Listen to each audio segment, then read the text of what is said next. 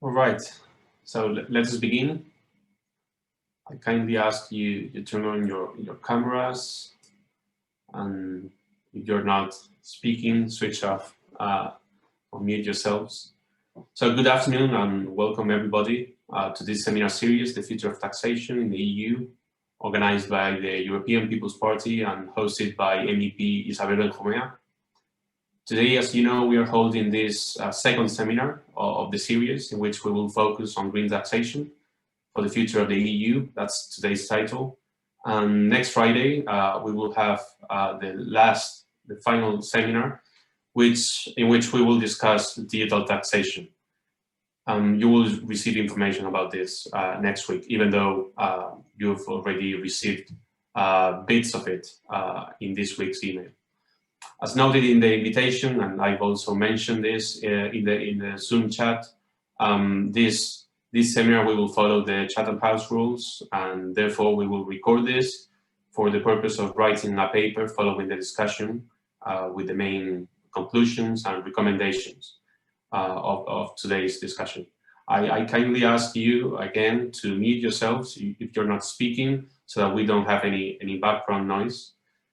And well, today the panel is formed by Jonas Grafström, researcher at the Radio Institute in Stockholm, Sweden, and Carlos Tagnaro, director of the Digital Economy Observatory at the Istituto Bruno Leoni, Italy. They will speak roughly for 15 minutes each, and then we will open the discussion with the rest of the participants. But first, let us hear a few welcoming words from Gabriel Orriaga, MP in Spain. Gabriel. Thank you very much. It's a pleasure to be here with all of you. Only a very brief word about the matter that we have now in hands. Well, we all know the theoretical basis of externalities about environmental taxes and PGU taxes, and about all the theory about property rights and these ideas of codes and so on. So we know a lot about the problems of pollution and the problem of how to transform these costs inside the economical process. The problem here is always the same, that usually we try, when we speak about public finance, we always have conflicting goals. In one hand, we try to generate additional resources to maintain the European budget, but in the other hand, we try to contribute to a more environmentally sustainable EU economy. And not always these two goals are or can be obtained with the same measures. Maybe that if we need additional resources and we want a strong and competitive European economy, the environmental taxes are not the best solution. And maybe that if we want more green Europe, environmental taxes don't be the best answer. So we need to be very clear about what we are prosecuting, and define our instruments in coherence with that. And only three political considerations to be prevent about three very clear problems from my point of view. First is that this kind of taxes provokes fiscal illusion. It's not very easy for the taxpayers to perceive clearly this kind of taxes, and so it's not clear, or it's not easy to take it in consideration in the political debate. Secondly, maybe some equity problems. This kind of taxes usually are not the more just or the more accurate to distribute the tax burden between different citizens. No? And last, the national interest. The starting point is very different between different countries in the European Union, and this kind of taxes may affect differently for one country and another. No? Simply, if you want to see very clearly, more development countries usually have best environmental patterns, and probably the not so developed countries has more problems to comply with environmental norms or laws. No? So that's all. No? I think that there are many things to debate about this kind of taxes. It's very clear that in the future, in the immediate future of the EU, we will have this kind of taxes more clearly present in all our countries and all in the European level. So I think that this seminar is really important and useful in these moments. Nothing more. Thank you. Thank you, Gabriel.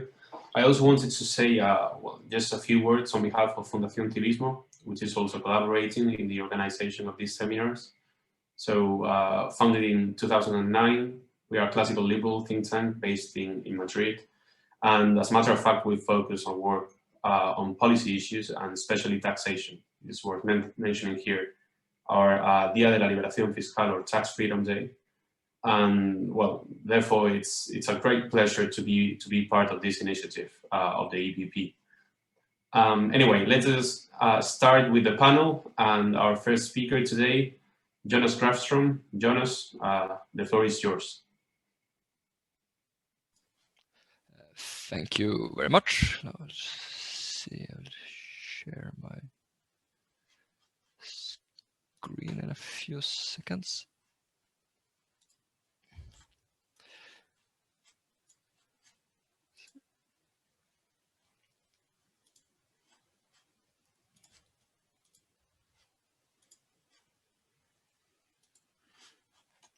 There we go. I think you should see my presentation now.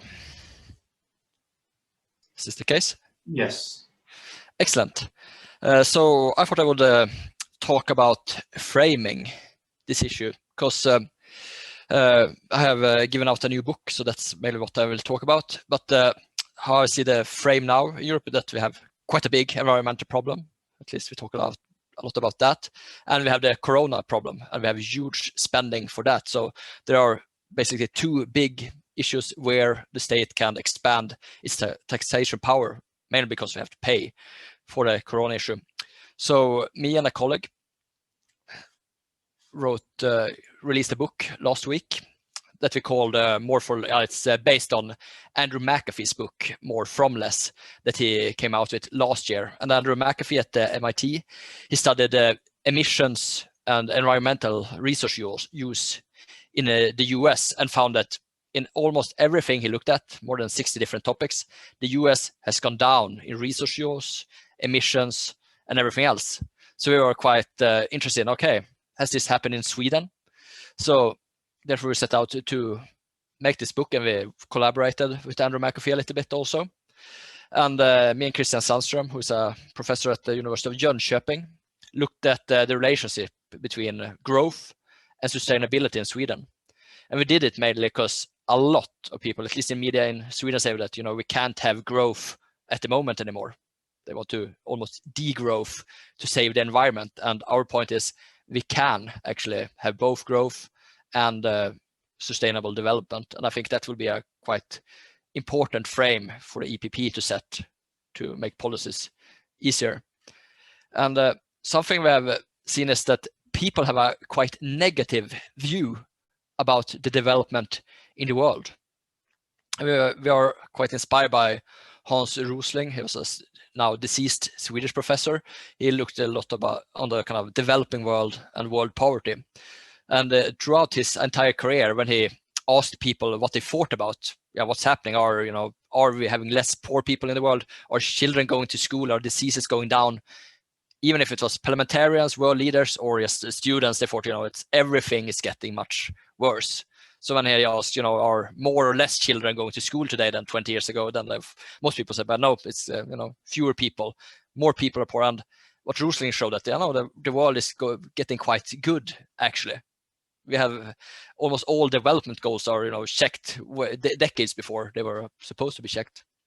Steven Pinker, a Harvard professor, wrote a quite good book also about the better angels of nature, why violence has declined. And he showed that, murders, fights, and terrorist threats were much lower in Europe and the US than ever, but we perceived it as much higher. And my friend Johan Norberg, a Swedish author, have also looked at progress, where he showed that, everything is getting better, but people don't believe it. So we have started then to have some discussion with students and company leaders. So we usually ask this question. So since 1990, the Swedish GDP has risen by 85%. So it's quite a lot, 85% GDP rise. Population is up with 1.6 millions. And under the period, the CO2 emissions have. And what do you think that Swedish university students thinks when they get this question?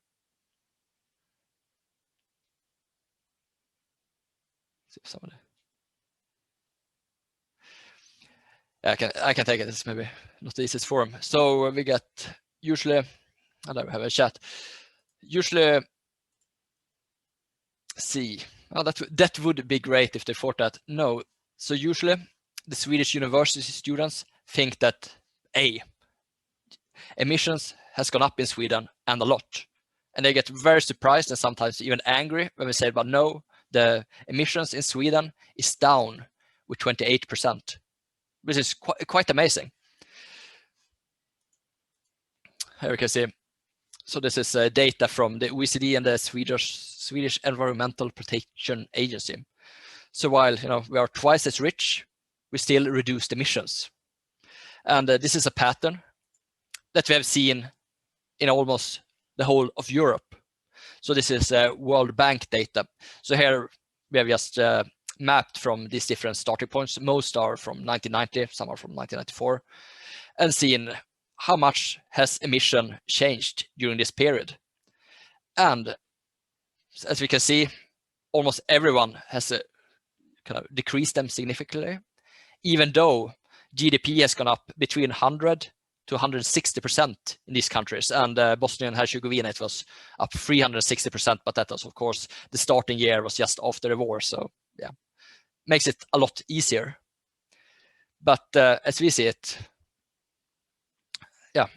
we are making quite a good progress, actually, with this, but people don't believe that. And then the follow-up question is, when I kind of have grasped that emissions are going down while the economy is growing, is, haven't we exported the emissions to other countries then? And there our answer is, it might be the case. It could be the case. But when we have looked at it in Sweden, we don't have perfect data for this. We have just from 2008. And then from 2008, we have seen a 10% decline in foreign emissions. So whatever we import emits less emissions. And then I say, but aren't we importing everything from China? And then when we ask about how much do they think we import from China, it's usually around 50% of Swedish imports are supposed to come from China. But that is, of course, not the case. In Sweden, it's just 5.8% that are coming from China. If it takes Spain, it's 6.8, Italy 6.9. So it's a quite low amount. For a Swedish case, we import from the European Union. So the European countries in general stands for 82% of Swedish emissions. And as we have seen, the European countries' emissions has gone down quite a lot, which affect our imported emissions quite a lot. So we are, in a way, helping each other here. A second question we usually ask them, to kind of drive home our point is, since 1990, the number of cars in Sweden, they have increased with 1.2 millions. So did the emission from car traffic A go up with 33%, B with 11%, or decline with 21%? And after a while, we have quite a lot of questions. They start to get the point. It is getting better. But it's quite remarkable that you can add this many cars. So from 3.6 million to 4.8 million cars rolling around on the streets, and you still reduce emissions. And it might seem surprising, but if you think about it, it's not. I remember my grandpa's old car. It was 2.5 ton big Toyota. It was almost circling down gasoline from the emissions pipe. So if we compare a quite modern car that is sold today, you need around 0.4 liters of gasoline to get 10 kilometers, while grandpa's car needed roughly 1.2 to 1.5 liters of gasoline for the same amount. So we have reduced it by almost 70%. Quite remarkable, I think. So here's the total emissions and the emissions from cars in Sweden. And it's in, I think, thousands of tons of CO2. So it's quite a remarkable decline there. Also, at least when you add that many cars. This is also quite interesting. So here we have electricity use. That was maybe what surprised me the most when we wrote the book. So we ask, what has happened with electricity use? And then the answer is that it has only increased with 3% in Sweden, according to the Swedish Energy Agency. But if we look at the International Association for Energy Economy, they say it's just 0.07% increase, even though the economy grew with 85%. So this is the kind of, sorry for having Swedish down there, but it's industry, housing, heating, losses, and the kind of transporting who use electricity. So 30-year, almost 90% bigger economy, 3% more electricity. So it seems we can do it without screwing up the environment too much. And then the question is, why is this? And one of the theories we have is that for a company to survive, they have to be sustainable. They might not care about being sustainable, but it's almost a necessary condition to survive on a market to be that. So, for example, I'm Swedish, so I can take IKEA. One of their big selling points in the beginning was that they didn't, screw the furniture together. So they gain huge labor savings, but also transportation savings. Transporting a bookcase that are not built is quite big, but these packages, it's insane, extremely sustainable compared to the previous alternatives. Same with the kind of simple Coca-Cola bottle.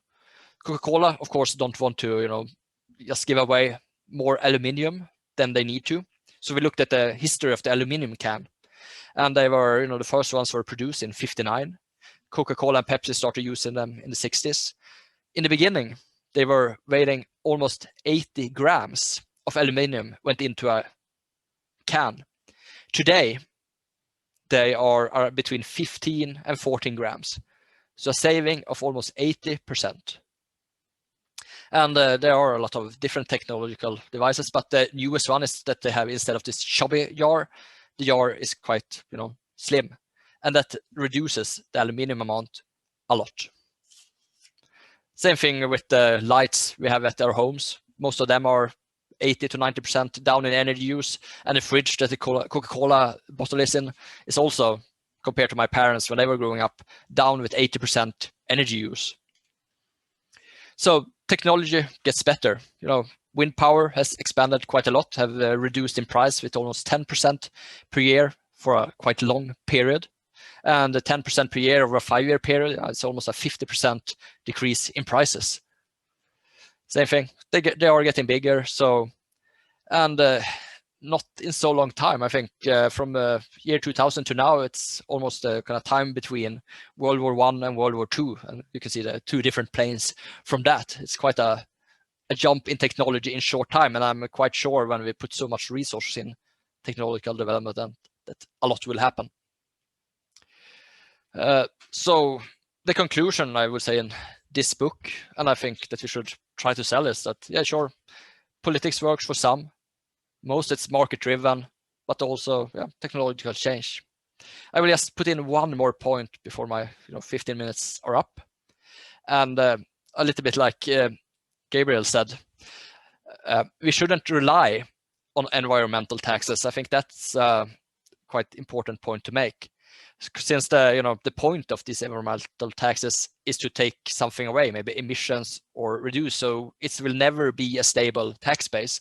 I just plotted this to say, this shows how many percent of GDP is environmental taxes, and as we can see, most countries has actually been going down over time. And that's, of course, if we become more sustainable, we will have less tax income from these sources, which is good. But then, yeah, new tax bases are needed. So sadly, it's just the book is in Swedish.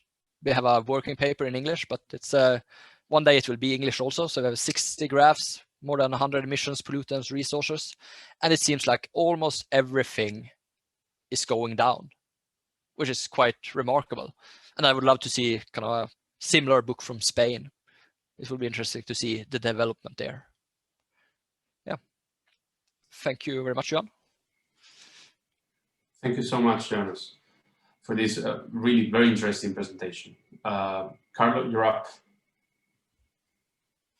Yes, thank you very much for the invitation and for this opportunity. Let me just share my presentation as well. I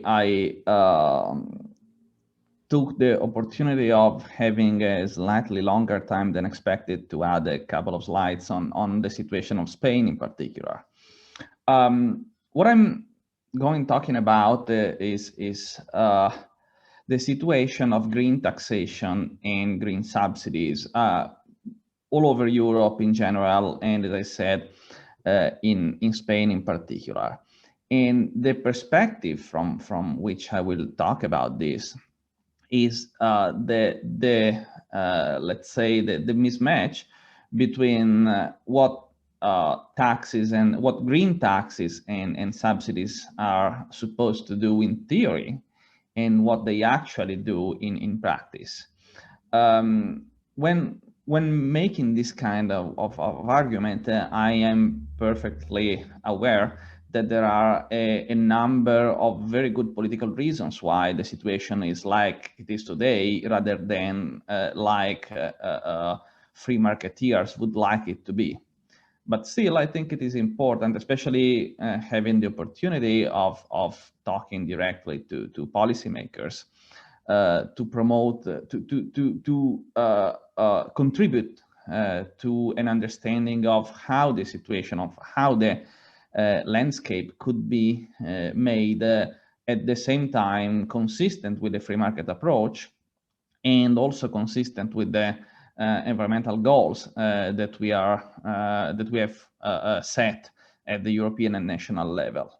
Before I get into the details, just one short note on the environmental goals. As you know, we had set a goal of reducing carbon emissions by 40% by 2030, and I think today the EU Council has approved actually the Commission's proposal to increase the target to minus 55%. I don't want to discuss whether 55% or 40% is realistic and whether it can be achieved in a cost-effective way. The only point I want to make is that the more ambitious the goal, the more rational the policy design should be, because the risk of wasting resources and taking resources from the taxpayers' pockets and spending them in a wasteful way is larger, and its potential impact on growth is also larger accordingly. So while while an issue to be debated is whether it makes sense to cut emissions by 55% in 9 years, the main point I would like to raise is that the more ambitious the goal, the more careful you should be in designing how you want to achieve it. Let me see if I can. Okay. So what is the situation of green taxes in Europe? First of all, we call green taxes not just taxes that are explicitly designed with the goal of achieving some kind of environmental target, but every kind of tax which helps to achieve environmental targets, regardless to their stated targets. In Europe in 2018, the total revenue from green taxes, which were mainly taxes on energy consumption, was as high as 270 billion euro. So a very large amount of money, which dramatically increased, by the way, as compared to like 10 years ago or so. At the same time, in Europe, I mean, when I say Europe, I'm referring to EU 27, so I'm not counting the UK in. In Europe, we awarded subsidies to energy sources, we awarded energy subsidies worth almost 160 billion euro in 2018. And both the amount, the expected revenue from energy taxes and the expected expenditure in energy subsidies is bound to increase over time. And it is bound to increase even more if the minus 55% target is taken into account. So the question that one should ask himself or herself vis-a-vis these huge numbers is whether is there any kind of rationality in the design of taxes and subsidies. As Gabriel told in his introduction, in theory, taxes should be levied upon energy consumption or other behaviors that produce external costs, and subsidies may be directed to support behaviors or technologies that produce external benefits. The definition of external cost is pretty much clear. The definition of what is an external benefit is not clear at all. For example, many people believe that solar power or wind power or other intermittent renewable energies produce an external benefit insofar as they replace carbon emitting energies, but in fact, they are just not producing a cost. I mean, not producing a cost is not the same as producing a benefit. So from a purely environmental economics point of view, one can make an argument for taxing oil and gas and coal. It is much harder to make an argument for subsidizing wind and solar and nuclear power and so on and so forth. This will be actually the key of my concluding remarks as I get to the end of my presentation. Now, let's look at the situation of green taxes and green subsidies in Europe to understand whether there is any rationality in the design. Of course, the answer is implicit in the question. No, there is no rationality whatsoever, but there are many ways of looking at this fact. First of all, since the external costs from similar technologies or similar energy sources is pretty much the same whether you are consuming coal or oil or natural gas in Spain or in Bulgaria or in Italy or in Sweden, one would expect to observe similar degrees of taxation.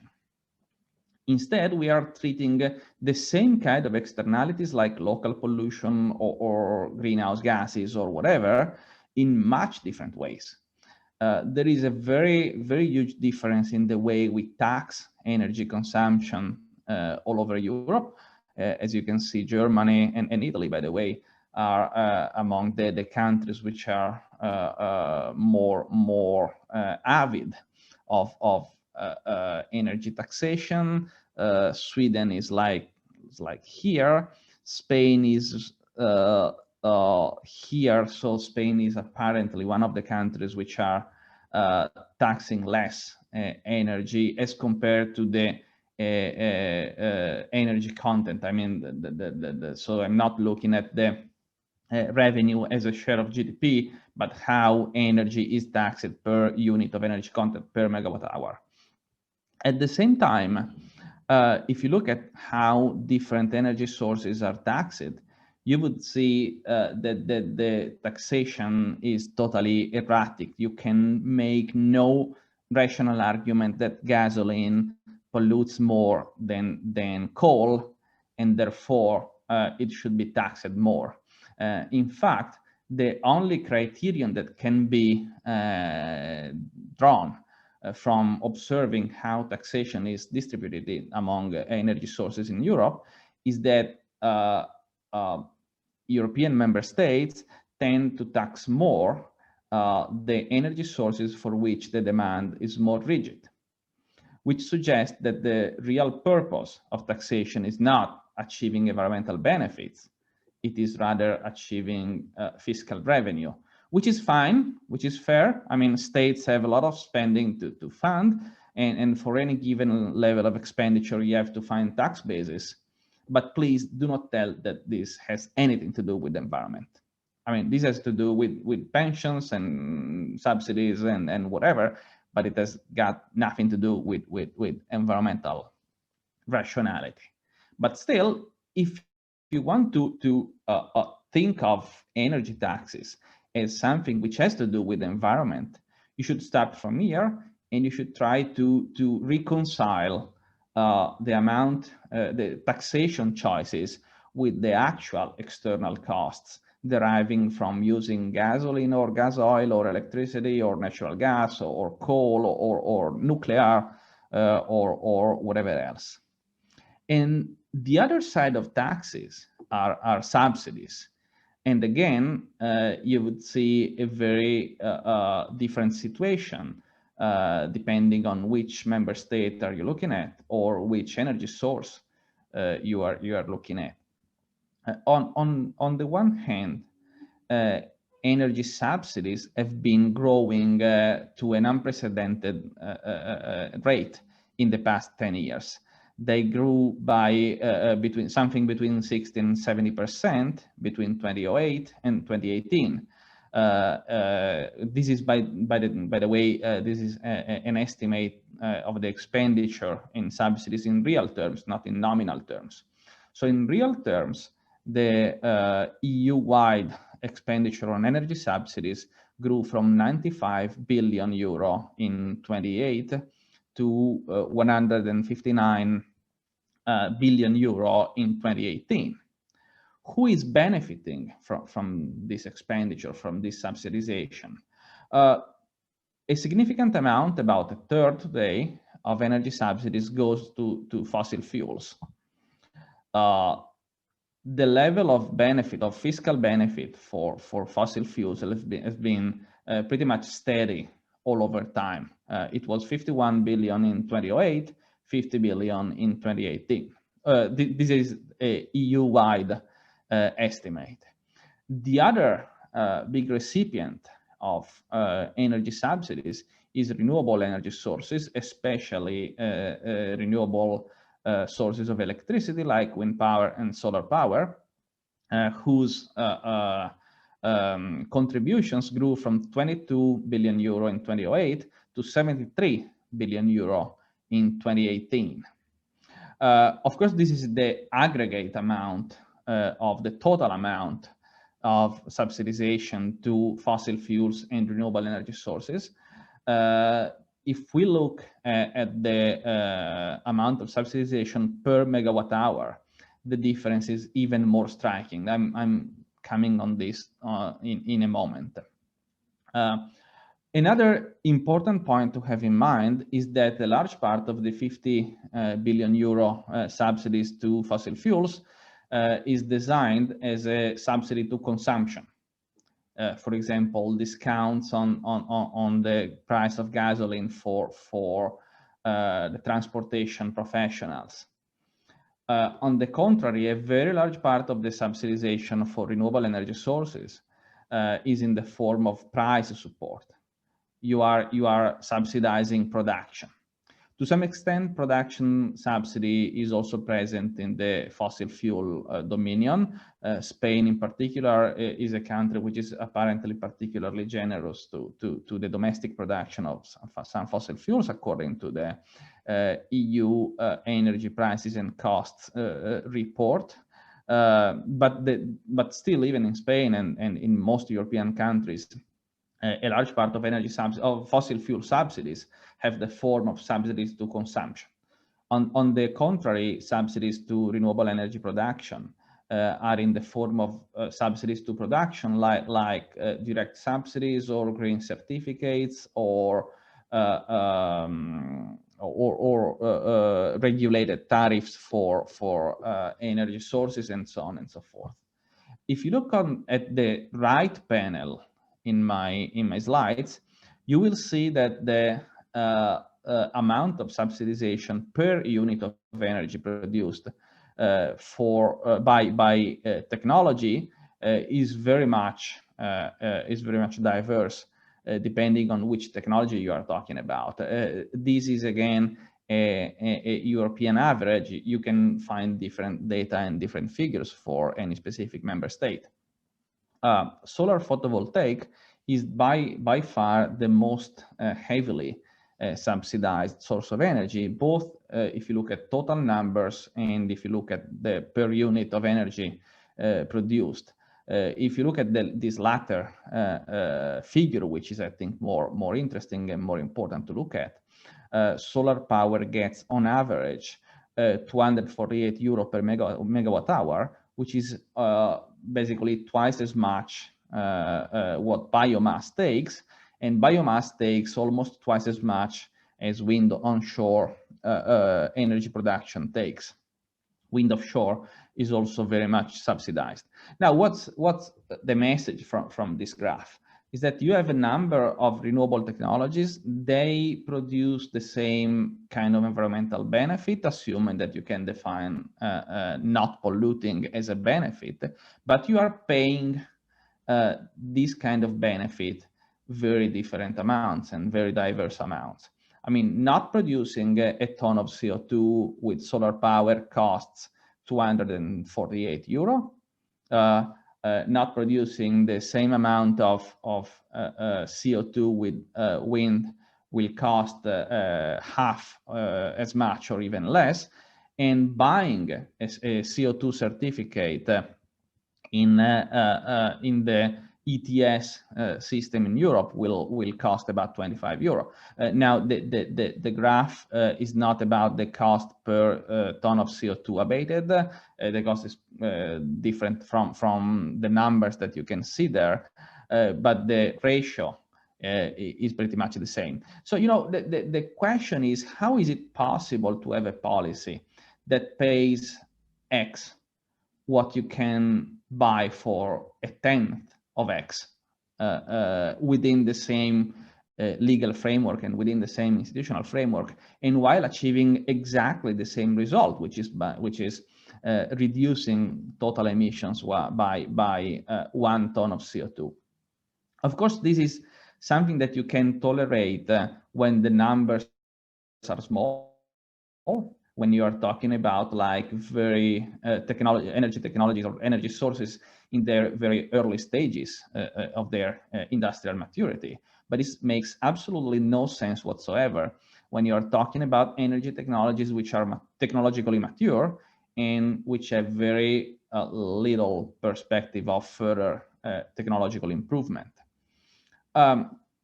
If we look at Spain, the situation is pretty much similar to what you can find in the rest of Europe, except that first of all, Spain is one of the largest spender in renewable energies, both on if you look at total amount and if you look at per capita or per megawatt hour of energy. And within renewable energies, the big winner, as you know very well, I think, is solar power. As I said, Spain is also relatively generous in the landscape of the other EU member states with fossil fuels. So an argument can be made, and a thought should be made about how to rationalize both energy taxation and energy subsidization in your country. I mean, about 16 billion euro per year in 2018 is a very large share of your GDP as compared to what you find in other countries. Also, it is useful to look at the policy instrument that you use to subsidize energy. This goes across renewable and fossil fuels alike. And as you shall see, I mean, the largest chunk of this is income or price of support, which is basically 70% of this is renewable tariffs, and the remaining part is support to the production of fossil fuels. Then you have direct transfers or tax expenditures, which are supports basically to energy consumers. So there is a lot of room to rationalize both energy taxes and energy subsidies all over Europe in general, and in Spain in particular. Of course, if you have questions regarding more precise data or specific aspects of how Spain subsidizes energy, I've got most of the data on my computer, and of course I can share them with you, but you can find them on the EU Commission website.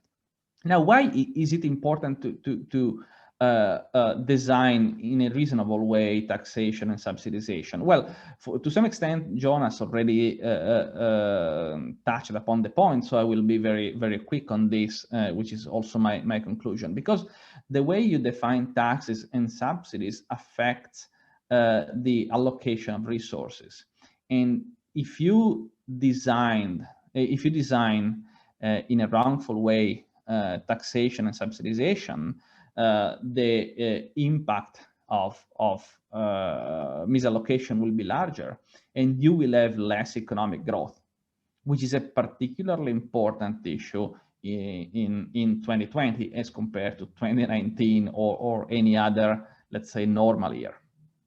Generally speaking, economists are quite supportive of forms of carbon pricing and of pricing of negative externalities, but they are very skeptical of policies which have the form of picking winners, like I give this much to solar power, and I give this much to oil, and I give this much to natural gas, and so on and so forth.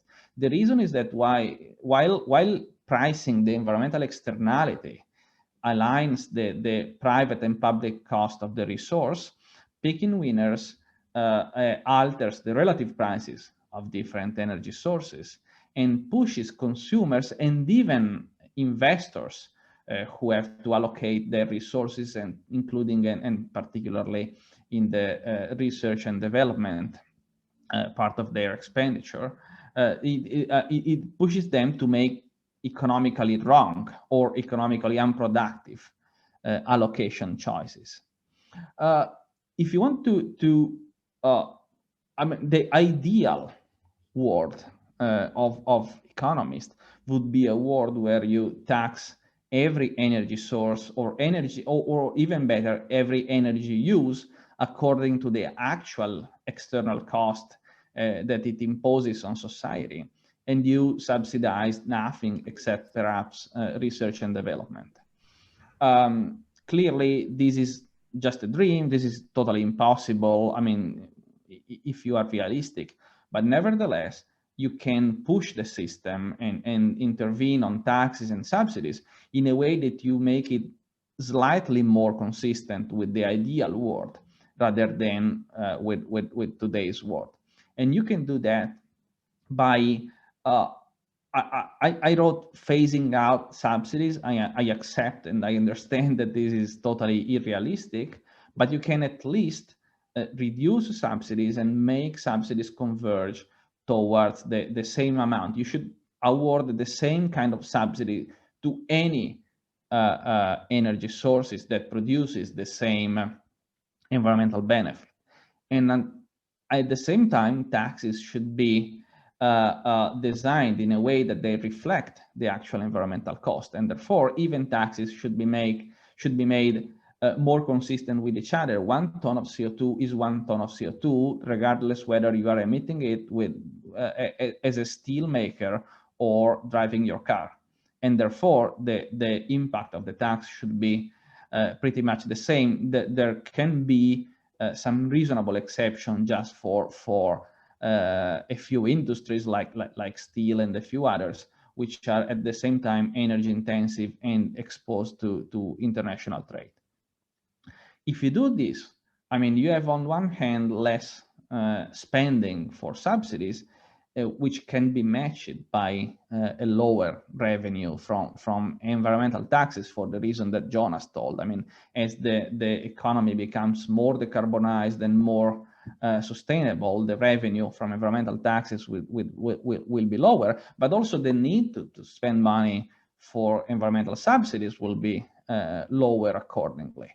So my advice, my general advice is to try to approach energy taxation and subsidization reform in a way that tries to make it as technologically neutral as possible, and to reduce the amount of taxes which are needed by reducing the amount of subsidies which are required to commit to maintain all the promises and all the commitments that have been made in terms of emissions reductions and so on and so forth. Of course, the big question for politicians is how to do that. The only thing an economist can say is that this could work. And this is where I stop. Thank you very much. Let me stop share screen. Okay. What a terrific last slide, Carlo. Thank you so much. Thank you very much. Okay, so let us now begin the discussion. I just like last time, for those who are repeating today, I will kindly ask you to indicate that in case you want to ask any question or make a comment, because this, at the end of the day, this is a discussion, by writing on the chat or clicking on raising your hand, which is a button that you will also find on the chat, and I will be asking you to formulate a question so that we can keep this as orderly as possible. Okay, so the first questions, I will take a few questions at a time, and then the two experts can reply to them. So we have two questions from Tony Timoner. Hi, hello. Thank you for your fantastic presentations. Thank you, Carlo and Jonas. I have two questions, one for Jonas and one for Carlo. I think maybe the two of you can answer those. It's the first question, I guess, it comes with tax design.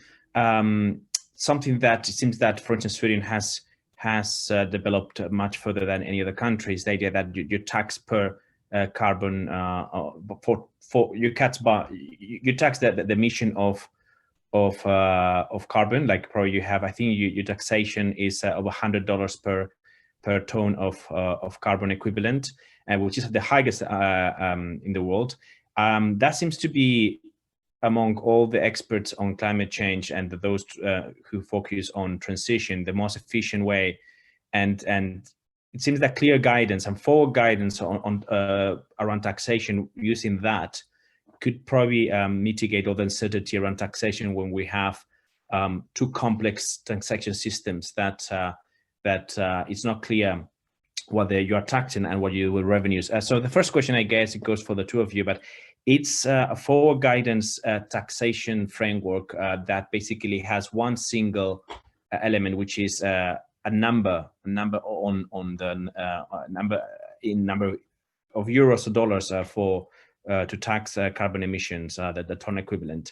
Is a more efficient way to, and the second question is around all the revenue from taxation that will come from this potential carbon tax. I think in Sweden, you probably have significant revenue and earnings from that taxation because you have that $100. The question is that, I guess it's an open question for the two of you. I'm curious more about the Swedish case. What is the recycle approach for that revenue, in the sense that what is the allocation of resources of those earnings, and what has been the most efficient way based on Swedish history, and what we can learn from that? Thank you very much. Okay, so we don't have any further questions thus far, so perhaps we can begin with these two questions. Carl and Jonas. Yeah, I might start. Yeah, as you said, it's over $100 per ton. It's quite expensive. It's not very popular, I would say, but it has been around for a while, so it's also accepted. So there are, I would say, bad things and good things with it. A bad thing we have noticed is that it has driven out a lot of the kind of older car fleet from the country, but that doesn't really, reduce world emissions, I would say. So we have seen a lot of, especially the kind of older cars have gone to Eastern Europe and then to Africa. So we're kind of driving out bad cars from Sweden and buying new ones. So we're buying quite a lot of new ones. So I don't know if it was a kind of well thought out plan, but what they do with the money. So sadly, I think it's too much. It's just general fiscal policy, but we have something that is called kind of a green tax refund. So they are trying to kind of shift, kind of taking down income taxes and taking up the so-called green taxes. And it's not the worst idea in the world, but the last year it went to cutting the top tax rate. I thought it was well overdue to do it, but it wasn't that well perceived. So the top rate went from 55 to 50. So it was, a lot of people felt, especially since the Social Democrats did it, they got a lot of flack for that. But there have been some interesting ways to handle the tax system. So when they took away the NOx, NOx is the chemical, it's something when burning. So in the energy producing plants that were emitting this, they constructed an internal tax system. So they had to tax depending on how much they emitted, but in the end of the year, the industry got all the money back. So nothing went into the state budget, and they got back depending on how efficient they were at producing. So that meant that 50% of the firms in this tax system got more money than they paid in. So it was quite popular, and it was quite easy for the worst emitters to put maybe a scrubber on the top of the exhaust pipe. So that is a tax system that was really, really high taxes, but it was quite neutral for the Swedish industry. So that is something I would recommend, actually. Thank you very much, Carlo. Yeah, thank you, Tony. Yeah, I absolutely agree that a carbon tax is the most efficient way to deal with this. The level of, I think in deciding the level of the carbon tax, you have to keep in mind two or three targets. One criterion might be I levy a carbon tax which is proportional to the environmental cost of the externality that I'm dealing with. In which case you would aim to, let's say, 50 euro per ton of CO2. The second approach is you levy a carbon tax which is related to the actual target you want to achieve. If in Europe you want to achieve minus 55%, 50 euro per ton of CO2 might not be enough. You have to raise it. I'm not saying that minus 55% is right or wrong. I mean, it's a policy decision. And the third point is how much you need to fund other state expenditure. I mean, a carbon tax or a green tax is still a tax, which is part of a broader tax system. And so it is your choice. Again, it's your policy choice to fund your pension system by taxing more energy and less labor or capital, or vice versa. My personal perspective is that you should design taxes in a way that they, green taxes at least, in a way that they are as much as possible cost reflective, having in mind how large uncertainties are with regard to what the real cost of climate change is. Let me just share the screen on a report that I downloaded from the OECD, which shows you how crazy is our system. This is the average of taxation across OECD, and it is an estimate of the average effective carbon tax levied on different energy sources. So a ton of CO2, which is emitted by coal, is taxed very, very, very low. The taxation on coal is about 0.73 euro per ton of CO2, vis-a-vis 85 euro if you drive your gasoline-fueled car, and you have a number of figures somewhere in the middle. Now, this is totally irrational. I mean, the climate, for the global climate, the origin of that particular ton of CO2 is totally irrelevant. And of course, this has an impact on resource allocation, and it has an impact on the people's behavior.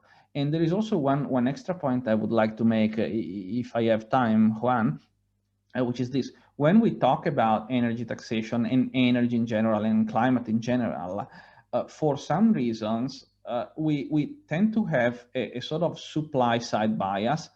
So we always talk, 99% of the time, on how energy should be produced, and so how much solar power you should have, and how you can phase out coal, and what is the role of nuclear power, and so on and so forth. And we never, or almost never, talk about what happens on the demand side. A carbon tax versus a subsidy scheme, a carbon tax means that it is ultimately the consumers with their actual consumption choices which determine how you cut emissions. So you can cut emissions by investing more in energy efficiency, or by changing the ways you produce electricity, or by switching to alternative fuels like hydrogen or whatever.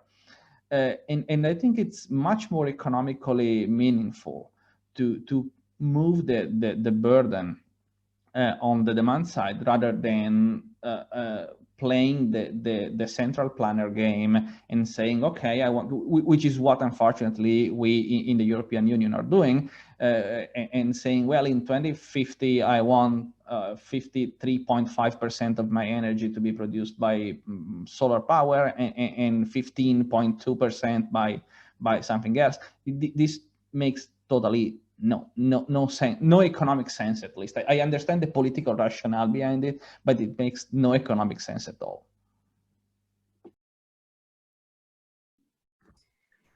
Okay, thank you very much, Carlo. We have two questions from Jose Botella and Daniel Bond. So perhaps we can begin with Jose's question.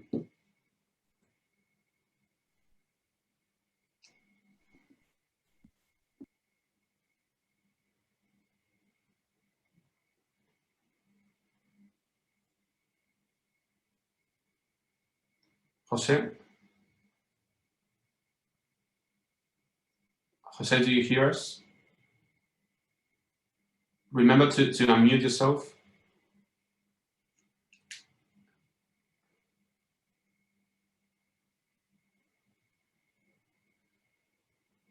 Nobody hears him, right? So Jose, please remember to unmute yourself.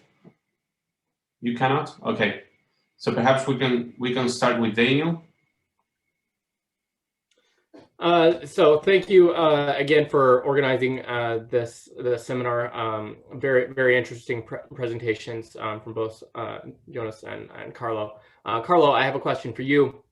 You suggest at the end of your presentation that revenues from energy taxes could be used to reduce taxes on capital and labor.